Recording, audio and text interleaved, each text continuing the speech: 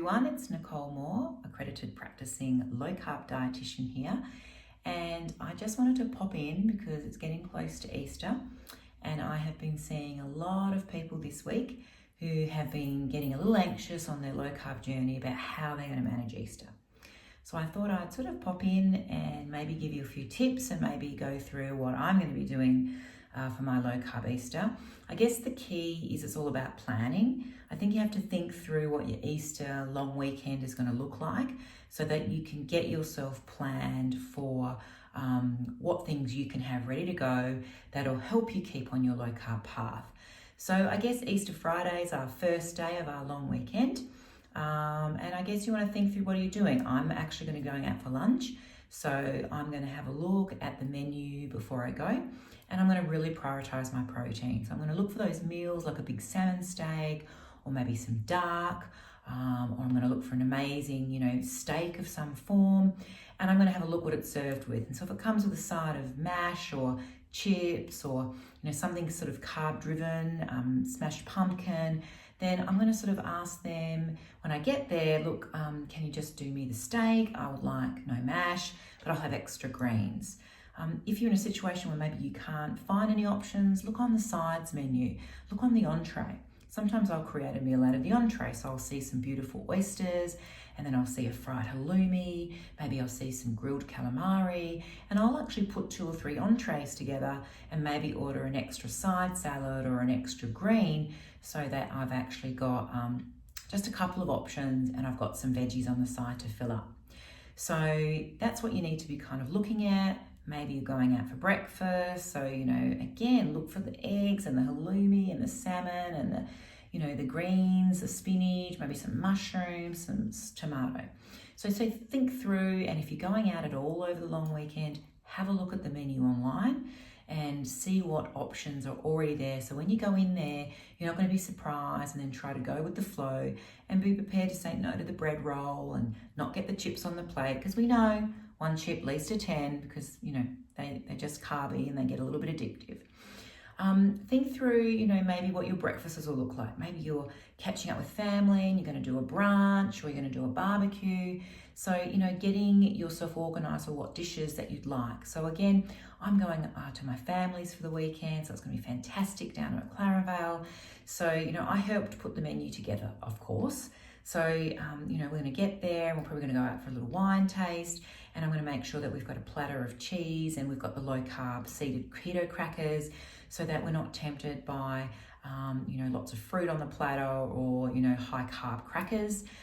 We've planned an amazing meal of steak, and we're going to do a sort of lobster sauce with it, and we're going to do a buff ground green leafy veggies.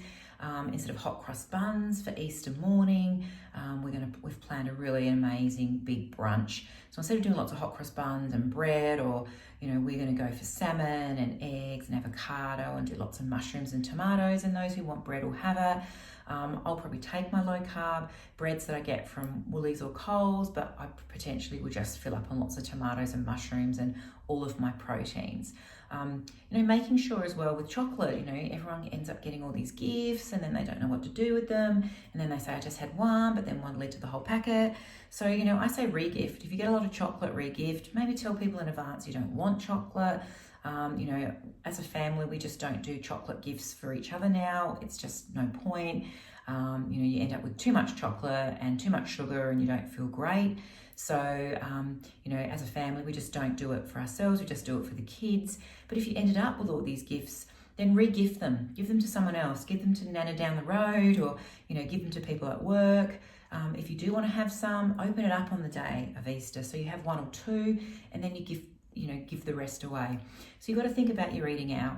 You've got to think about what if you do get lots of Easter gifts, and rather than opening the box of roses and then end up finishing it, how can you re-gift or give them away? You've got to think about your breakfasts. What are you doing Easter morning? And look, we don't have to abstain completely from carbohydrate. If you're not carb addicted and you can cope with a little bit, think quality, not quantity. Don't go and buy 3 packets of, hot crust buns. Buy 1 quality one. Or maybe as a family, you go and buy some quality ones from your local, baker, and just buy 4 if there's 4 of you, and all enjoy one. And then there's not all these extra hot cross buns that you're grabbing a little bit here and grabbing a little bit there. People always after Easter come and see me, and the common things they say is, we went out so many times and just got all too hard. So pre-think the menus, think about where you're going. A lot of people get so many chocolates and they go, oh, it's all too hard, so I just finish the chocolates and I'm starting again. The problem is they've gained, a couple of kilos. People get caught with that breakfast where they're trying not to have the hot cross buns, and they haven't planned other breakfast ideas, or they're going out there and they're buying all the hot cross buns that are on special and they think they're going to freeze them, but 1 led to 2 led to the packet, I'll just finish it, start on Monday. So I think just plan through and prioritize your protein, really feed up. We know protein is really nutrient dense, and it makes us feel full for a long time. Just think through, make sure you've got nibbles. If you do love chocolate, get some super amazing 85% dark Lindt chocolate. It's not really high in carbs, and so you can enjoy some chocolate. Go and make a keto low carb dessert. Look up some recipes. If everyone's going to be having dessert, have some options there. As long as you're planned, you'll find that you'll get through Easter. And look, indulge if you want, but choose your carbs. And remember, if you do have some carbs, you may crave or be a bit more hungry the next day. So feed up on a little bit of protein and some extra healthy fats, more avocado and eggs and salmon, or make a protein shake with lots of protein in it and avocado. And if you feed up on the protein and fat, it'll often take your hunger away. And remember, no guilt. Every minute is a new minute. So if you do go off track, do not worry about it. Get back on track the next minute, not when the packet's finished, not on Monday.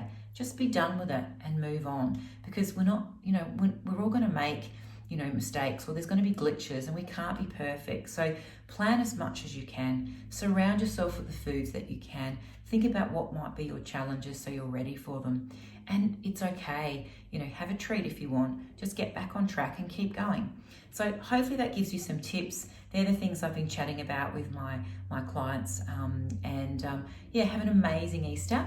And I look forward to popping in at another day and giving you some more hints and tips. And please feel free to flick through any questions or queries you may have, and we'll get back to you with some help along the way. So have a great low carb Christmas, Easter.